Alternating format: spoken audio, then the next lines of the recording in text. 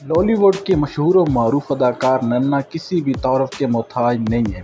उन्होंने अपनी मज़ाहिया अदाकारी से लोगों के दिलों में घर किया और उनकी वफ़ात के इतने अरसे बाद आज भी जो है उनका नाम ज़िंदा है और उनकी जो फ़िल्में हैं वो बड़े ज़ौक़ और शौक़ से देखी जाती हैं।